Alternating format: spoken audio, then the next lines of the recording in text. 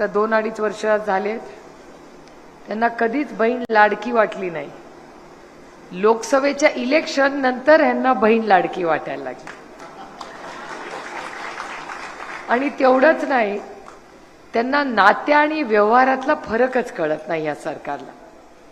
व्यवहारात पैसे असतात, नात्यात प्रेम आणि विश्वास असतो. नात्यामध्ये पैसे येत नाहीत आणि व्यवहारात प्रेम आणि नातं येत नाही. आता तुम्ही मला विचार करून सांगा, जर व्यवहार करत असला आणि सगळ्यांनाच प्रेम करत बसला तर धंद्याचं काय होईल? आपलं संपून जाईल की नाही? तसंच नात्याचं असतं. ह्यांना असं वाटतं की एक बहीण गेली की दुसऱ्या बहिणी येतील. महाराष्ट्रातल्या महिला फार स्वाभिमानी आहेत आणि 1500 रुपये तुम्ही देतायत, रामकृष्ण हरी, आभारी आहोत आम्ही. पण तुम्हाला जर असं वाटत असेल की 1500 रुपये दिल्यामुळे लगेच नात्यात आम्ही वाहत जाऊ, तर हा या सरकारचा गैरसमज आहे. आणि आणखीन एक गैरसमज या सरकारचा झालाय की त्यांना असं वाटतंय की 1500 रुपये दिले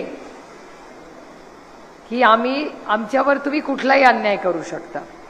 याचं कारण असं, 2 सत्तेमधले आमदार काय म्हणाले? एक आमदार असं म्हणाले की तुम्ही मतदानावर माझं लक्ष आहे. मी म्हणत नाही, आमदार म्हणते की माझं बारीक लक्ष आहे, 1,500चे 3 पण मी करू शकतो. पण जर माझ्या लक्षात आलं इलेक्शन नंतर की हा पैसा हा माझा विरोधात मतदानाला वापरला गेला, तर मी तुमचाच भाऊ आहे, मी ते पैसे जसे दिले तसे परत घेऊ शकतो. माझी विनंती आहे त्या आमदाराला, तू घेऊन तर दाखव पैसे. फार कुणाचे नको, एकाच बहिणीचे परत घेऊन दाखव. बाकी मी काय त्याला म्हणत नाही. पैसे देणार ना 1500 रुपये का 3000 रक्षाबंधनला, मी चॅलेंज करते त्या व्यक्तीला आणि या महाराष्ट्राच्या सरकारला जी नाती विकत घ्यायला निघाली आहेत त्यांना, की तुम्ही कुठल्या तरी एका महिलेचा फक्त 3000 रुपये का काय, जे तुम्ही 2-5 जे काय 1000 रुपये देणार असाल ते परत घेऊन दाखवा, बस. मग पुढे काय करायचंय आपण बघून घेऊ. बरोबर? हा पहिला मुद्दा. दुसरा आमदार काय म्हणतो? दुसरा आमदार असे म्हणतात, मी त्यांना ओळखत नाही पण ते यांच्या चॅनलमुळेच कळलं मला आणि पत्रकारांच्यामुळे कळलं की ते असं म्हणाले की माझं बारीक लक्ष आहे, पैसे तर आम्ही आता देणार. तुम्हाला कुणाला माहिती होतं का की डिसेंबरमध्ये लिस्टची स्क्रुटनी होणार, म्हणजे लिस्ट डिसेंबरमध्ये चेक केली जाणार? हे कुणाला तरी माहिती होतं का? मला तरी नव्हतं माहिती. म्हणजे ऑक्टोबर-नोव्हेंबरमध्ये इलेक्शन होणार, त्याच्यानंतर डिसेंबरमध्ये लिस्ट चेक केली जाणार. लिस्ट आणि बूथ हे चेकिंग करणार. जर बूथमध्ये मतदान झालं त्यांना असलं तरच पैसे, नाहीतर नाही पैसे.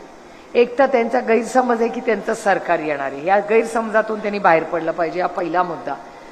आणि दुसरा मुद्दा की असं जर हे सरकार देणार असेल तर ह्या राज्यातली एकही महिला त्यांना मतदान करणार नाही. कारण महाविकास आघाडी तुमच्या अकाउंटला तुम्हाला लाईनीत बनवून पैसे नाही मागणार, तुमच्या घरी येऊन पैसे देईल. तुम्ही कुणालाही मतदान करा.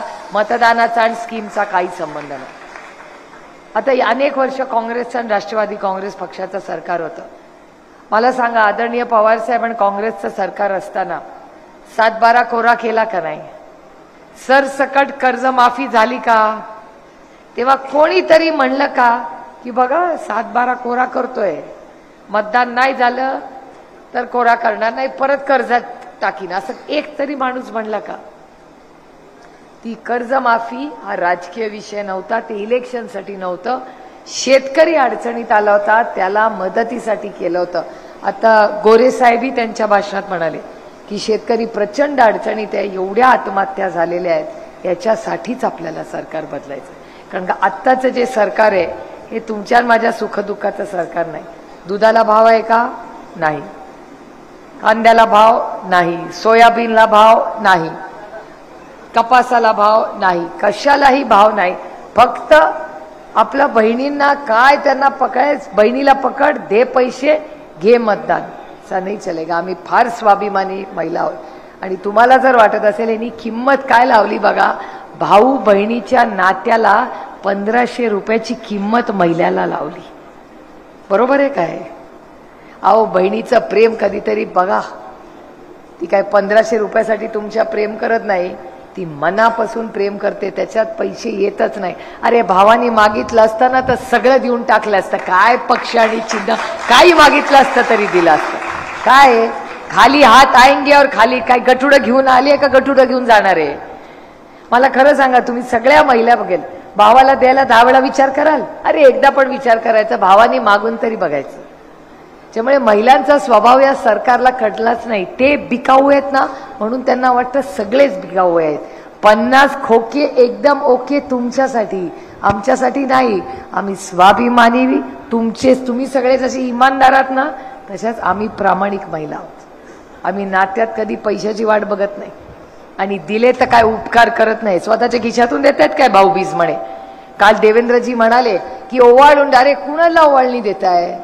स्वतःच्या खिशातून देवेंद्रजी देत आहेत ओवाळणी आम्हाला.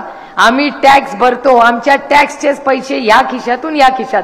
काय मोठं मारलं? डाळीला टॅक्स आहे का? टॅक्स जीएसटी भरता का नाही? मुलांना बिस्किट घेता का नाही? त्याला जीएसटी आहे का? डाळ जे पॅक करून घेता त्याला जीएसटी आहे का? तुम्हाला खताला आहे का? फर्टिलायझरला आहे? ट्रॅक्टरला आहे? बी बियाणाला आहे? मग तांदूळाला आहे? मग कशाला टॅक्स नाहीये मला सांगा ना? टूथपेस्टला आहे?